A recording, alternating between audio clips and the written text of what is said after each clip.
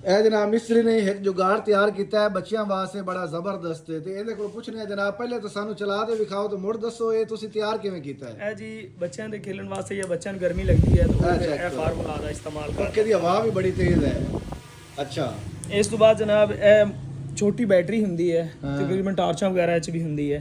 ਇਹ 5 ਵੋਲਟ ਹੈ ਉਹਦੇ ਡੀਸੀ ਕਿੱਟ ਹੈਗੀ ਇਹਦੇ ਉੱਤੇ ਇੱਕ ਬਟਨ ਲੱਗਾ ਹੋਇਆ ਔਨ ਆਫ ਲਈ ਔਰ ਇਹ ਆਮ ਪੈਮਾਨਾ ਜਿਹੜਾ ਆਪਾਂ ਆਪਦੇ ਸਕੂਲ ਟਾਈਮ ਇਸਤੇਮਾਲ ਕਰਦੇ ਰਹੇ ਹੁਣ ਤਾਂ ਟੈਕਨੋਲੋਜੀ ਬੜੀ ਫਾਸਟ ਹੋ ਗਈ ਹੈ। ਔਰ ਇਹ ਮੋਟਰ ਜਿਹੜੀ ਹੈਗੀ ਹੈ ਇਹ ਵੀ 5 ਵੋਲਟ ਹੈ ਔਰ ਅੱਗੇ ਇਹਦੇ ਛੋਟਾ ਜਿਹਾ ਫੈਨ ਲਗਾ ਕੇ ਤੇ ਜਨਾਬ ਇਹ ਜੁਗਾੜ ਤਿਆਰ ਕੀਤਾ ਗਿਆ ਹੈ ਤਾਂ ਕਿ ਬੱਚੇ ਜਨਾਬ ਲੁਤਫਅੰਦੋਜ਼ ਹੋ ਸਕਣ ਆਪਣੀ ਗਰਮੀ ਦੂਰ ਕਰ ਸਕਣ। ਬੱਚੇ ਵੀ ਹੋ ਸਕਦੇ ਨੇ ਵੱਡੇ ਵੀ ਹੋ ਸਕਦੇ ਵੱਡੇ ਵੀ ਤੁਸੀਂ ਇਹਦੀ ਹਵਾ ਦੇਖ ਸਕਦੇ ਹੋ ਹਵਾ ਬੜੀ ਬਿਹਤਰੀਨ ਇੱਕ ਹੈ ਬੰਦਾ ਈਜ਼ੀਲੀ ਜਿਹੜਾ ਨਾ ਇਹਨੂੰ ਇਸਤੇਮਾਲ ਕਰ ਸਕਦਾ। ਅੱਛਾ ਇਹਨੂੰ ਚਾਰਜ ਕਰਨ ਵਾਸਤੇ ਕੀ ਸਿਸਟਮ ਲੱਗਾ ਇਹਦੇ ਵਿੱਚ ਜਨਾਬ ਛੋਟੀ ਪਿੰਨ ਲੱਗੀ ਹੋਈ ਹੈ ਔਰ ਇਹਨੂੰ ਚਾਰਜਿੰਗ ਦੇ ਨਾਲ ਤੁਸੀਂ ਚਾਰਜ ਮਤਲਬ ਕਰ ਸਕਦੇ ਮੋਬਾਈਲ ਵਾਲੇ ਚਾਰਜਰ ਨਾਲ ਤੁਸੀਂ ਚਾਰਜ ਵੀ ਇਹਨੂੰ ਕਰ ਸਕਦੇ ਹੋ। ਇਹ ਇੱਕ ਵਾਰੀ ਫੁੱਲ ਹੋ ਜਾਵੇ ਟਾਈਮ ਕੱਢ ਜਾਂਦੀ ਇੱਕ ਵਾਰੀ ਫੁੱਲ ਹੋ ਜਾਵੇ ਤਾਂ ਕਿੰਨੀ ਦੇਰ ਤਕਰੀਬਨ 3 ਘੰਟੇ ਇਸਤੇਮਾਲ ਕਰ ਸਕਦੇ ਨੇ। 3 ਘੰਟੇ ਜੀ 3 ਘੰਟੇ ਮਤਲਬ ਇਹ ਤਾਂ ਵੱਡਿਆਂ ਵਾਸਤੇ ਬੜੇ ਫਾਇਦੇ ਵਾਸਤੇ ਹੈ ਤਾਂ ਤੁਸੀਂ ਲੈ ਲਓ ਤਾਂ ਜਨਾਬ ਇਹ ਐਂ ਕਾ ਤਾਂ ਲਾਈ ਰੱਖ ਲਓ। ਇਹ ਲੋਡ ਸ਼ੈਡਿੰਗ ਤੁਹਾਨੂੰ ਪਤਾ ਹੈ ਲੋਡ ਸ਼ੈਡਿੰਗ ਜਿਵੇਂ ਹੁਣ ਬਿਜਲੀ ਵੀ ਮਹਿੰਗੀ ਹੋ ਗਈ ਹੈ ਪੈਟਰੋਲ ਵੀ ਮਹਿੰਗਾ ਹੋ ਗਿਆ ਤਾਂ ਤੁਸੀਂ ਆ ਜਨਾਬ ਚਾਰਜ ਕਰੋ ਤੇ ਮਾਰ ਭਾਈ ਜਾਨ ਆ ਜਿਹੜਾ ਨਾ ਪਾਣੀ ਲਾਇਆ ਮੋਢੇ ਤੇ ਕਈ ਹੱਥ 'ਚ ਪੱਖਾ ਹੋਵੇ ਸਕੂਨ ਵਾਲਾ ਤੇ ਚੱਲ ਲੈਂਦੇ ਫਿਰ ਬੱਕੀ ਨੂੰ ਪਾਣੀ ਚੌਧਰੀ ਸਾਹਿਬ ਕਿਸਾਨਾਂ ਵਾਸਤੇ ਸਹੂਲਤ ਦੱਸ ਦਿੱਤੀ ਹੈ ਵੀ ਤੁਸੀਂ